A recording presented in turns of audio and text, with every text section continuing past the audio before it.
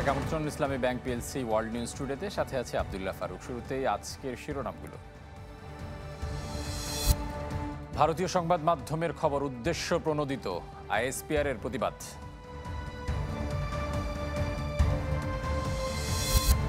ভারতে বৃষ্টি ও ভূমিধসে ২৪ ঘন্টায় ৩২ জনের প্রাণহানি, আরও কয়েকদিন বৃষ্টির শঙ্কা।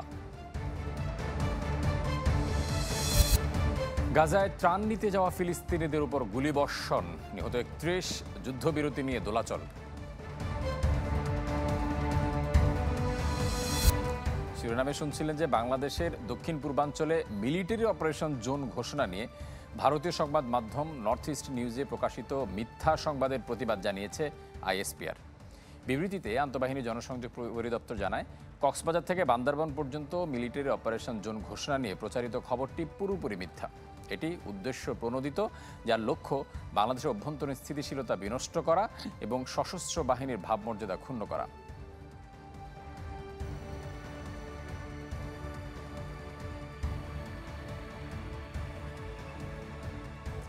ভারতে বৃষ্টি, বন্যা ও ভূমিধসে গেল ২৪ ঘন্টায় প্রাণ গেছে ৩২ জনের। এ নিয়ে মাস জুড়ে প্রবল বর্ষণে দেশ জুড়ে প্রাণহানি ১০০ ছাড়িয়েছে। সিকিমে বিপদসীমা পেরিয়ে ঝুঁকিপূর্ণ উচ্চতায় তিস্তার পানি, নদীটির আশপাশে জারি করা হয়েছে রেড অ্যালার্ট। আবহাওয়া বিভাগ জানিয়েছে বৃষ্টি থাকবে আর ৪ থেকে ৫ দিন। মৌসুমের আগেই হাজির প্রবল বৃষ্টি, আর এতেই নাকাল ভারতের কয়েক রাজ্য। আসামের বহু এলাকায় এখন এক বুক পানি। আইএমডির রেকর্ড শুরুর পর থেকে মে মাসে ইতিহাসের সর্বোচ্চ বৃষ্টিপাতের সাক্ষী হল গৌহাটি ও তেজপুর। ডিব্রুগড়ে ব্রহ্মপুত্রের পানি বিপজ্জনক হারে বাড়ায় দেখা দিয়েছে বন্যা পরিস্থিতি। ভূমিধসে চাপা পড়েছে বহু ঘরবাড়ি। পাহাড়ি ঢলে সেতু ভেঙে বন্ধ হয়ে পড়েছে গুরুত্বপূর্ণ সংযোগ সড়ক। পাহাড়ি রাজ্যে দুর্ভোগ যেন পাহাড় সম। অরুণাচল, মেঘালয় ও মিজোরামে বেড়েই চলেছে হতাহতের সংখ্যা। শনিবার সারাদিনে চেরাপুঞ্জি ডুবেছে ৪৭ সেন্টিমিটার বৃষ্টির পানিতে। মণিপুরে ইরিল ও নাম্বুল নদীর পানি বিপদসীমা ছাড়িয়েছে। ১৭৫ মিলিমিটার বৃষ্টিপাতে ভেঙে পড়েছে ইম্ফল নদীর বাঁধ। দক্ষিণে পরিস্থিতি আরও বিপজ্জনক। কর্ণাটকে ভেঙেছে স্মরণকালের সর্বোচ্চ বৃষ্টিপাতের রেকর্ড। মে মাসের শেষ ২ সপ্তাহে স্বাভাবিকের চেয়ে ১৯৭% বেশি বর্ষণ দেখেছে রাজ্যটি। অঞ্চলটিতে হতাহতের সংখ্যাও সবচেয়ে বেশি।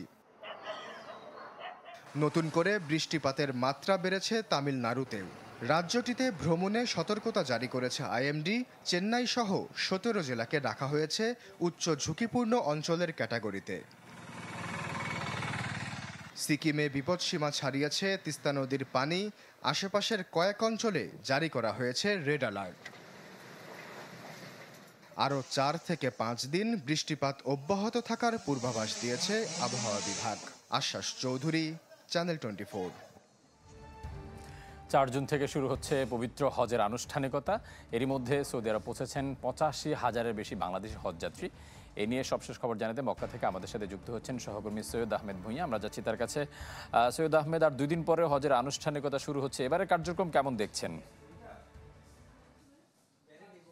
জি, ধন্যবাদ আপনাকে। আসলে আপনি যেরকম বলেছেন, এই আমাদের বাংলাদেশ থেকে সর্বশেষ ফ্লাইট কিন্তু গতকাল ছিল এবং সকল হাজিরাই কিন্তু এখানে এসে পৌঁছেছে। পাশাপাশি আমাদের যে বাংলাদেশের যে ধর্ম উপদেষ্টা আছেন, উনি সৌদি আরবে এসে এবং সৌদি আরবে সাংবাদিকদের সাথে কথা বলেছেন এবং তিনি নিজে সশরীরে ধর্ম সচিব সহ হজ কাউন্সিলর, তারা একটি টিম সৌদি আরবের যে মিনা, মুজদালিফা, আরাফা এবং তাদের ক্যাটারিং খাবারের ব্যবস্থা পরিদর্শন করেছেন এবং ধর্ম উপদেষ্টা সন্তুষ্ট ভাবেই তিনি আনন্দ প্রকাশ করেছেন যে হজ পরিচালনা খুবই ভালোভাবে চলছে। পাশাপাশি এই বিষয়ে জানেন যে সৌদি সরকার কিন্তু নতুন উদ্যোগে ৫টি স্তরে তারা নিরাপত্তা শুরু করেছে। এতেই কিন্তু এটা একটি দিক বলতে পারেন যে এটি আসলে শুভ লক্ষণ, যেহেতু বিভিন্ন জায়গায় যুদ্ধ পরিস্থিতির পাশাপাশি দেশে আছে, এই জন্য তারা বিভিন্ন স্তরে তারা ৫টি স্তর নিয়ে তারা কিন্তু এই বছর হাজিদেরকে নিরাপত্তা দিচ্ছে। এই গত ২ দিন থেকে আজ সহজ পর্যন্ত, আগামীকাল হতো এসার পরে কিছু হাজি মিনার উদ্দেশ্যে যাবেন, তারপর বাকি ৩ তারিখ ৪ তারিখ সকল হাজি মিনাতে অবস্থান করবেন। তো মদিনা থেকে হাজিরা কিন্তু অলরেডি মক্কায় আস্তে আস্তে, মক্কায় কিন্তু এখন কানায় কানায় পূর্ণ একমাত্র হাজিরা আছেন। পাশাপাশি আজকে যেই আরাফার ময়দান যেখানে মসজিদ নামিরাতে খুতবা দিবেন, সেই মসজিদ নামিরাতে কিন্তু আজকে সৌদি যে স্বরাষ্ট্রমন্ত্রী আছেন তিনি কিন্তু পরিদর্শন করেছেন এবং বিভিন্ন কুচকাওয়াজ তিনি দেখেছেন। নিরাপত্তার জন্য 6টি ড্রোন থাকবে যে হাজিদের নিরাপত্তার জন্য এবং মনিটরিং করার জন্য। সর্বশেষ একটি কথাই আমরা বলতে পারি যে এই বছরের হজটি কিন্তু ব্যতিক্রমী হজ এবং তারা কিন্তু নিরাপত্তায় চাদরে কিন্তু এটি ঢেকে রাখেছেন। আরেকটি জিনিস আপনাকে জানা গেছে যে বাংলাদেশে যে এই পর্যন্ত 15 জন মৃত্যু হয়েছে, এর মধ্যে একজন নারী আছেন। প্রায় 30,000-এর বেশি বাংলাদেশি যারা বাদ্যজনিত রোগ নিয়ে এখানে এসেছেন তারা কিন্তু চিকিৎসা নিচ্ছেন। যে এটা কিন্তু অনেক উদ্বেগজনক, যেহেতু 85,000-এর মধ্যে 30,000 যারা অসুস্থ, তাদের মধ্যে এর মধ্যে 30 জন অলরেডি সৌদি সরকারি হসপিটালে কিন্তু ভর্তি আছেন। যে এদের ব্যাপারে কিন্তু হজ করানো হবে। ধর্ম উপদেষ্টাকে আমি সরাসরি তাকে জানতে চেয়েছিলাম, তিনি একটি কথাই বলছেন যে যদি তারা না পারে তাহলে তাদেরকে অ্যাম্বুলেন্সে নিয়েও তাদেরকে হজ করানোর ব্যবস্থা তিনি করবেন, এই কথাটা তিনি আশ্বস্ত করেছেন। আর সর্বাধিক অবস্থা এখন বর্তমানে যে হজের যে তীব্র গরম এবং ধুলি হাওয়া বসতে পারে, এই জন্য সকল হাজিদেরকে বলা হয়েছে যে আপনারা চোখে সানগ্লাস দিবেন এবং ছাতা এবং ছোট একটি পানির বোতল হাতে রাখবেন। যেহেতু কোনো ধরনের যদি কোনো কিছু মনে করে তাহলে সেখানে স্বাস্থ্যকর্মী আছে বা হজ কর্মী আছে বা পাশাপাশি ভলান্টিয়ারকে তাদেরকে প্রতি 10 সেন্টিমিটারের মধ্যে বা 10 হাতের নাগায় কিন্তু তাদেরকে রাখা হয়েছে। এবছর হজটা কিন্তু আসলে একটি ব্যতিক্রমী পরিস্থিতিতে আমরা দেখতেছি। আর সর্বশেষ আপনাকে যেটা বলবো যে বাংলাদেশি যে হজ মিশন আছে বাংলাদেশে, তারা কিন্তু প্রতি বছরের থেকে এই বছর কিন্তু হজ কর্মীও তারা খুব জোরালো ভাবে নিয়োগ দিয়েছেন এবং যেটা 100 ছিল এবার প্রায় 250-এর মতন তারা নিয়োগ দিয়েছে। এটা কিন্তু আসলে উল্লেখযোগ্য একটি ভালো দিক আমরা বলতে পারি। সৈয়দ আহমেদ, আপনাকে অসংখ্য ধন্যবাদ। দর্শক, এবার হজের কার্যক্রমের বিষয়গুলো জানাচ্ছিলেন আমাদের সৌদি আরব থেকে সহকর্মী সৈয়দ আহমেদ ভুঁইয়া। দক্ষিণ গাজায় ত্রাণ নিতে গিয়ে আবারও ইসরায়েলি সেনাদের গুলিতে ঝরল 31 প্রাণ। জায়নবাদীদের ধ্বংসলীলা চলছে গাজার অন্যান্য অংশেও। বোতাগাড়িতে যুদ্ধবিরতি নিয়ে চলছে দোলাচল। বেঁচে থাকার জন্য দুমুঠো খাবার আনতে গিয়েছিল, তবে খাবারের বদলে জুটেছে গুলি। লাশ হয়ে ফিরেছে আমার ভাই। সে তো কোনো অস্ত্র বহন করেনি, নিজে সন্তানদের জন্য খাবার আনতে গিয়েছিল। কি অপরাধ তার? মরদেহ সামনে নিয়ে এভাবেই আর্তনাদ করছেন দক্ষিণ গাজার স্বজনহারা ফিলিস্তিনিরা। রোববার ভোরে মার্কিন অর্থায়নে পরিচালিত মানবিক সহায়তা বিতরণ কেন্দ্রে খাবারের জন্য জড়ো হন কয়েক হাজার ফিলিস্তিনি। ঠিক তখনই ইসরায়েলি ট্যাঙ্কগুলো গুলি চালায় ক্ষুধার্ত মানুষগুলোর উপর। আহত ব্যক্তিদের নিয়ে ছোটাছুটি করে উদ্ধারকারী দল রেড ক্রস। গেল মাসে আন্তর্জাতিক বাধা উপেক্ষা করে গাজায় ত্রাণ কার্যক্রম শুরু করে তেল আবিব ও ওয়াশিংটন পরিচালিত সংগঠন গাজা হিউম্যানিটেরিয়ান ফাউন্ডেশন জিএফকে। এরপর থেকে কয়েক দফা ত্রাণ নিতে আসা হাজারো মানুষের ওপর গুলি চালায় ইসরায়েলি ডিফেন্স ফোর্স। মৃত্যু হয় বেশ কয়েকজনের। ইসরায়েলি আগ্রাসন অব্যাহত রয়েছে গাজার অন্যান্য অংশেও। জায়নবাদীদের বর্বরতার বিরুদ্ধে জেরুজালেমে বিক্ষোভে নামেন কয়েকশো মানুষ। ইসরায়েলের বিরুদ্ধে আওয়াজ তুলতে গাজা সফরে যাচ্ছেন আলোচিত জলবায়ু কর্মী গ্রেটা থুনবার্গ। ফিলিস্তিনিদের পক্ষে নিশ্চুপ থাকাটা ভয়াবহ। মানবিক জাহাজ নিয়ে সেখানে যাওয়ার উদ্যোগ কয়েকবার ব্যর্থ হয়েছে আমাদের। জাহাজগুলোতে বোমা মেরে নষ্ট করে দেওয়া হয়েছে। তবে আমরা ফিলিস্তিনিদের কাছে প্রতিজ্ঞাবদ্ধ। এদিকে গাজায় যুদ্ধবিরতি নিয়েও চলছে দোলাচল। যুদ্ধবিরতি সংক্রান্ত মার্কিন প্রস্তাবে কিছু সংশোধনের প্রস্তাব দিয়েছে হামাস, তবে তা মানতে নারাজ ট্রাম্পের মধ্যপ্রাচ্য বিষয়ক দূত স্টিভ উইটকফ। নীলা খন্দকার, চ্যানেল 24। রাশিয়ার 4টি বিমান ঘাঁটিতে ড্রোন হামলা চালিয়েছে ইউক্রেন। এতে দেশটির অন্তত 40টি যুদ্ধ বিমান বিধ্বস্ত হয়েছে, দাবি ইউক্রেনের এক গোয়েন্দা কর্মকর্তার। রাশিয়ার সাইবেরিয়া রাজ্যসহ বেশ কিছু জায়গায় সব হামলা চালানো হয়। কিয়েভের অভ্যন্তরীণ গোয়েন্দা সংস্থা এসবিইউর তথ্য মতে অপারেশন স্পাইডার ওয়েব নামের অভিযানটি চালাতে 1.5 বছর ধরে প্রস্তুতি নেওয়া হয়েছে। অভিযানের তত্ত্বাবধান করেছেন ইউক্রেনের প্রেসিডেন্ট ভলোদিমির জেলেনস্কি। রিমোট কন্ট্রোলের মাধ্যমে রাশিয়ার বিমান ঘাঁটিতে থাকা বিমানের উপর হামলা চালানো হয়েছে। এই হামলায় মস্কোর $2 বিলিয়ন ক্ষতি হয়েছে, দাবি কিয়েভের।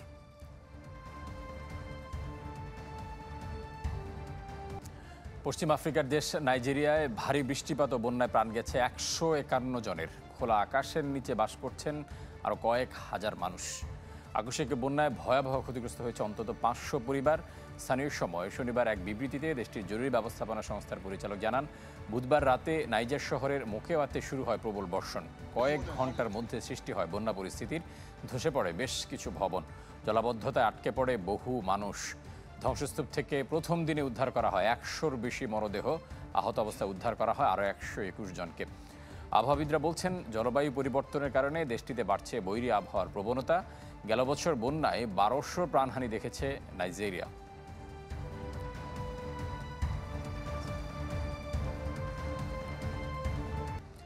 ভয়াবহ দাবানলের কবলে কানাডার ম্যানিটোবা। দ্রুত গতিতে ছড়িয়ে পড়ায় পুরো প্রদেশে জারি করা হয়েছে জরুরি অবস্থা। বর্তমানে ম্যানিটোবায় সক্রিয় আছে 25টি দাবানল, যার মধ্যে 10টি পুরোপুরি নিয়ন্ত্রণের বাইরে। এছাড়া সাসকাচুয়ানের কিছু এলাকা পড়ছে দাবানল, সেখানে সক্রিয় 16টি দাবানল, যার মধ্যে 7টি দাবানলকে অনিয়ন্ত্রিত হিসেবে চিহ্নিত করেছে কানাডার inter agency forest fire centre. আন্তর্জাতিক সহায়তা চেয়েছে স্থানীয় কর্তৃপক্ষ।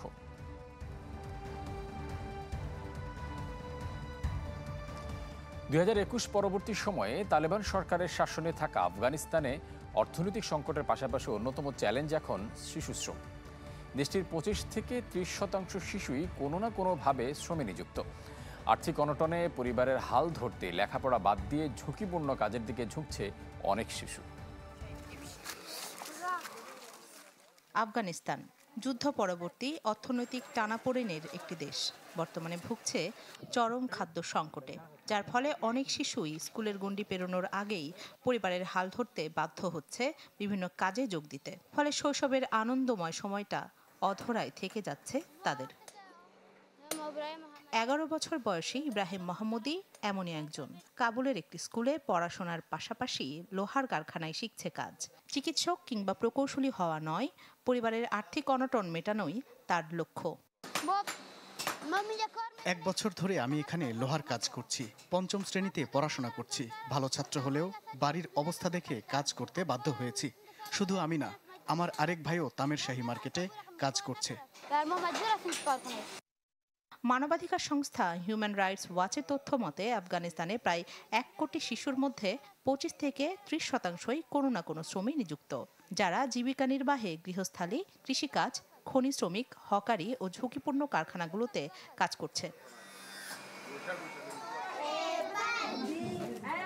আফগানিস্তানে 15 বছরের নিচে কোনো শিশুকে কাজে নেওয়া আইনত নিষিদ্ধ। আইনের সঠিক প্রয়োগ না হওয়ায় দিন দিন বাড়ছে শিশুশ্রম। তবে শিশুদের স্কুলমুখী করতে দেশটিতে কাজ করছে ইউনিসেফ, সেভ দ্য চিলড্রেনের মতো সংস্থাগুলো। শিশুশ্রম নিরোধে নেওয়া হচ্ছে বিভিন্ন প্রকল্প। রাখি জেসমিন, চ্যানেল 24। প্রিয় ক্লাব জরিমানার কবলে পড়তে পারে, হতে পারে শাস্তি। তা জেনেও চ্যাম্পিয়ন্স লিগ ফাইনালে গাজায় গণহত্যা বন্ধের আহ্বান জানিয়ে ব্যানার উড়িয়েছেন পিএসজি সমর্থকরা। এদিকে শিরোপা জেতার খবরে প্যারিসে উল্লাস করতে গিয়ে নেমে আসে শোকের ছায়া। এতে প্রাণ হারান 2 জন। অনাকাঙ্ক্ষিত ঘটনায় আটক করা হয়েছে 5 শতাধিক মানুষকে। গাজা ইসরায়েলি আগ্রাসনের বিরুদ্ধে আগে থেকেই সরব পিএসজি সমর্থকরা, যা নিয়ে সমালোচনাও কম হয়নি। তবে ফরাসি ক্লাবটির সমর্থকরা যে এসবের তোয়াক্কা করে না, আরও একবার প্রমাণ মিলল চ্যাম্পিয়ন্স লিগের ফাইনালে,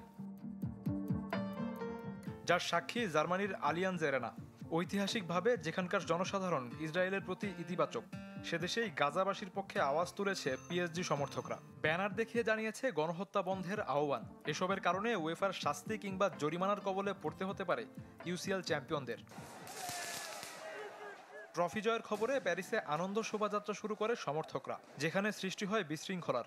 পুলিশের সঙ্গে সংঘর্ষে জড়ায় ভক্তরা। তারপরই অন্তত 300 জনকে গ্রেফতার করে পুলিশ।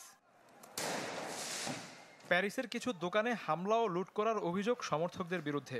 সংঘর্ষে জড়িয়ে গাড়ি পোড়ানোর ঘটনাও আছে। এ পরিস্থিতিতে প্যারিসে কয়েক হাজার পুলিশ মোতায়েন করা হয়েছে। এমন অবস্থায় সমর্থকদের সংযত হওয়ার অনুরোধ করেছেন পিএসজি ফরোয়ার্ড ওসমান দেমবেলে।